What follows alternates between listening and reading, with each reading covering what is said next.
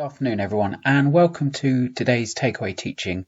And today's topic is how to use Microsoft Forms to create quizzes or surveys for pupils to enable you to take in some feedback on tasks you might be setting or get some information about the pupils and how they're finding things without creating a really onerous set of tasks or kind of email trawl-throughs for you to do. So first of all, where do you find it? Well, as you can see, I'm already on it, but if you go into the corner of your page on Outlook or Calendar or Microsoft Teams, you'll find the app launcher, and you click on this and you'll find Forms just down here, and click on Forms and you'll get pretty much this page. Now, if you've not created any surveys before, there won't be anything here. It saves them automatically for you, and this is an example of a quiz and this is an example of a form. What's the difference? Well, when you open them up, you'll see they're very, very similar. The main difference, as far as I can see, is that the quiz requires you to put answers for pupils, and it creates an opportunity for you to give them feedback on what they've done, whereas the new form, the more survey type element, just takes in the data and the information, which is really what you want from a survey, whereas the quiz enables you to actually see how the pupils have done.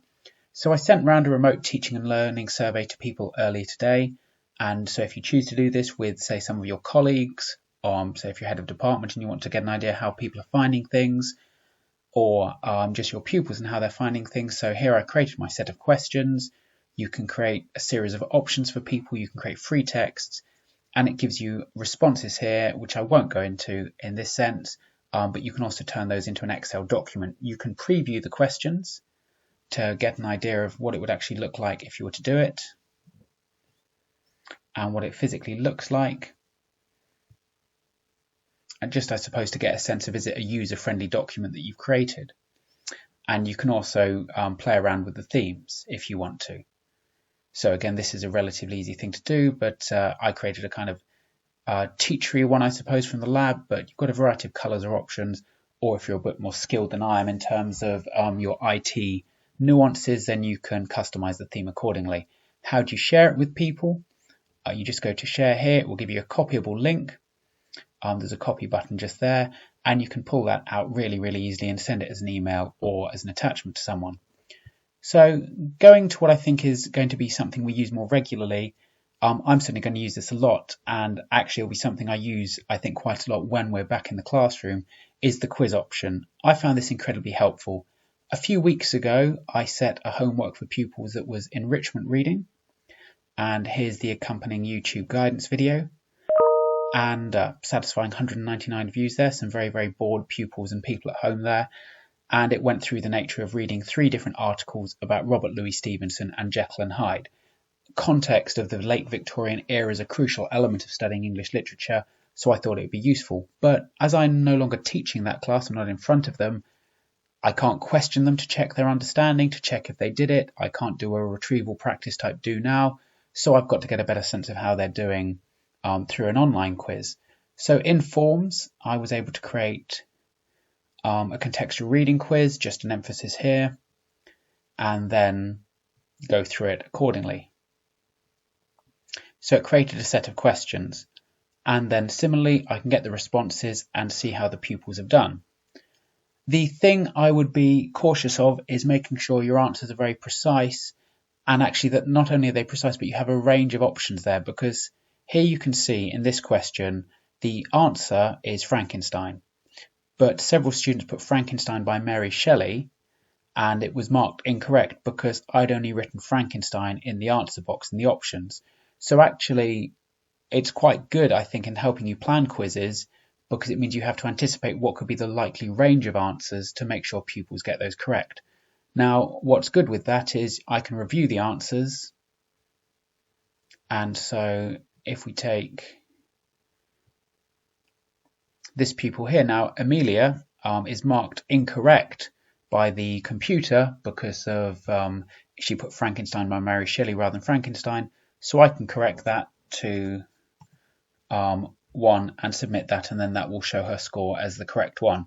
And what I'll think about in future is I will add this answer, or I can edit the quiz to add these answers based on what is likely to be put.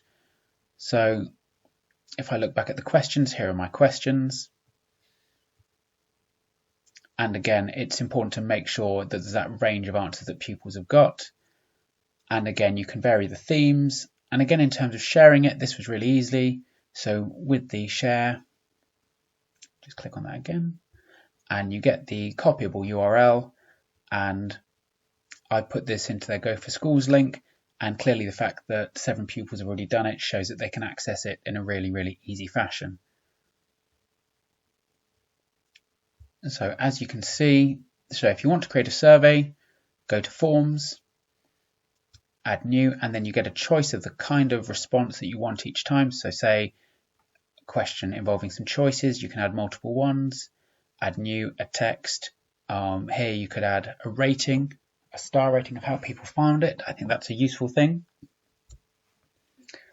And this just, I think, gives us a good sense of how, people are feeling and how pupils are doing with certain things, and it will collate the responses for you.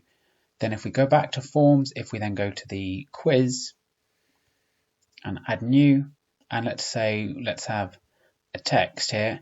Now it will then add the answer, and so what I've learned from this is that I would either make my question so specific that there can only be one answer, or I would add in 3 or 4 variables that pupils might put.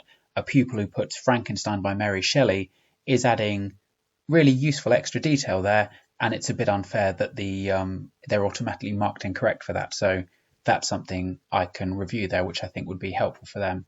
So I found this a really, really helpful thing to use. You'll see that it saves things automatically, which is really helpful. So you don't have to keep on logging in and out. It keeps your questions for you. And if you want to get rid of things, you can just delete them.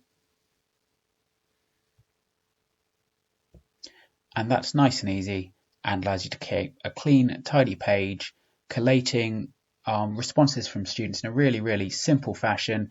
It takes some of the onerous nature out of giving them feedback over certain things. And again, I think it's just a helpful way of checking in with your pupils, seeing how they're doing in response to certain tasks, and helping both you and them manage the workload while simultaneously getting a good sense of what kind of things are they getting to grips with and what things might they need a little bit more support with as the academic year goes on.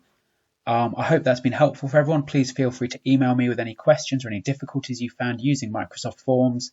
Thank you again for all the fantastic work that is going on in the virtual classroom at the moment. I'm just blown away by people's skill, technical virtuosity, pedagogical expertise, and above all else, your patience and integrity with this extraordinary situation. You're doing fantastic stuff, people, and keep it going. I'm absolutely in awe of the work you're doing as teachers at the moment. Thanks so much. Take care. Have a good afternoon.